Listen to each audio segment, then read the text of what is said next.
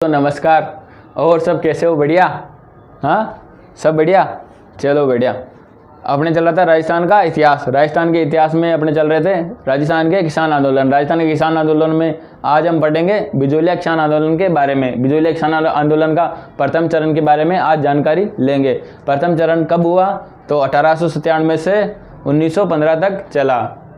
इसमें नेतृत्वकर्ता कौन थे? तो नेतृत्वकर्ता अपने कौन थे? तो नेतृत्वकर्ता थे अपने स्थानीय लोगों द्वारा नेतृत्व किया जा रहा था। बात थी अपने 1897 की बात थी। 1897 में जो गंगाराम धाकड़ था किसान था। उसके पिता की मृत्यु भोज मतलब मौसर था या मृत्यु भोज था। वहाँ पर सारे किसान एकत्रित हुए थे। एकत्रित होकर साधु सीताराम दास को ये बता रहे थे, या साधु सीताराम ने कहा था कि मेवाड़ के महाराणा से शिकायत करेंगे। फिर अगले दिन अपने नानजी ठाकरे पटेल गए थे महाराणा से शिकायत करने के लिए, पर महाराणा ने कोई संतोषपूर्वक जवाब नहीं दिया गया। इससे किसान नाराज हुए और किसान की आशा सारी टूट गई। और नया कर 1903 में किशन सिंह ने फिर नया कर लगा दिया। क्योंकि उसको पता चल गया था कि नानजी ठाकरे पटेल अपनी शिकायत करने के लिए गया था, कि बिजोलिया की जागीरदार की शिकायत करने के लिए गया था। तो भी उसको पता चल गया था। उसने 5 रुपये का चौवरी कर लगा दिया, जिससे 4 साल तक जो धाकड़ जाति के किसान थे उनकी बेटियों की शादी नहीं कर पाए, क्योंकि 5 रुपये पहले के उस ज़माने में बहुत सारे हुआ करते थे, इसलिए नहीं कर पाए। उसके बाद 1906 में जो पृथ्वी सिंह बना, पृथ्वी सिंह ने तलवार बंदाई कर और उत्तराधिकारी कर थोप दिया, जिससे किसान बहुत परेशान हो गए। और वो बहुत ही परेशान हो गए। उससे वो संतुष्ट नहीं थे और उससे नाराज़ थे। जो पृथ्वी सिंह बना था उससे बहुत नाराज़ हो गए थे या नाराज़ थे, क्योंकि उनके किसानों पर बहुत सारे कर लगे हुए थे। पहले 84 प्रकार के कर लगे हुए थे। लाटा कुंटा है, बेगारी कर है, बहुत सारे चौवरी कर है, ऐसे बहुत सारे कर लगे हुए थे। इससे भी नाराज़ हुए थे।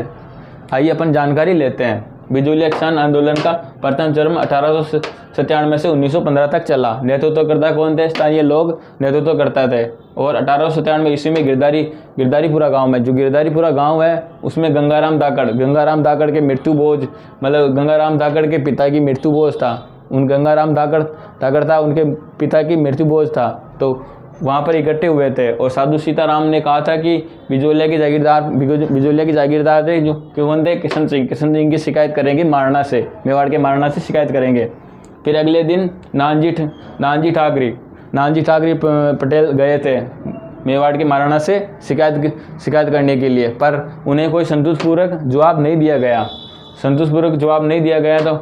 तो वो नाराज़ हो गए और किसान भी वहाँ से नाराज़ हो गए। फिर पता चल गया उनको, किसको पता चला? राव किशन को पता चल गया कि ये षड्यंत्र कर रहे हैं अपने को हटाने के लिए। तो राव किशन सिंह ने 5 रुपये का चौवरी कर लगा दिया, जिससे 3 साल या 2 साल तक जो धाकड़ जाति की जो बेटियां थी उनकी शादी नहीं कर पाए थे। किसान लोग कैसे कर पाते हैं? क्योंकि फसल तो वो जागीरदार ले जाता। जागीरदार के अलावा फिर टैक्स वगैरह लगते, तो किसानों के पास इतनी सुविधा भी नहीं थी जो वो ज़्यादा पैसा कमा सके, इसलिए वो संतुष्ट नहीं थे। 5 रुपये का उनके चौवरी कर लगा दिया गया। उसके बाद में फिर 1906 में पृथ्वी सिंह बना। पृथ्वी सिंह ने कौन सा कर लगवा दिया? तो तलवार बंदाई कर लगवा दिया।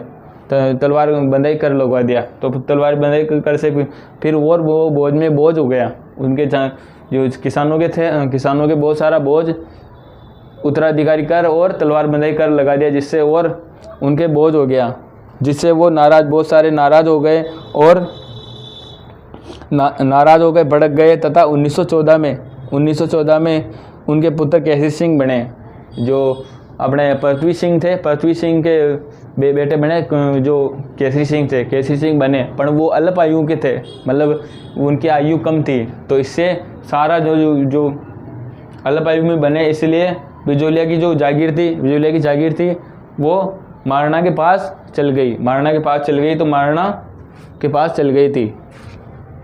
ठीक है दोस्तों, आज हम यहाँ तक पढ़ेंगे, दूसरा चरण कल हम पढ़ेंगे। सभी लाइक और कमेंट करें, कमेंट जरूर करें, लाइक नहीं करें तो कमेंट जरूर करें।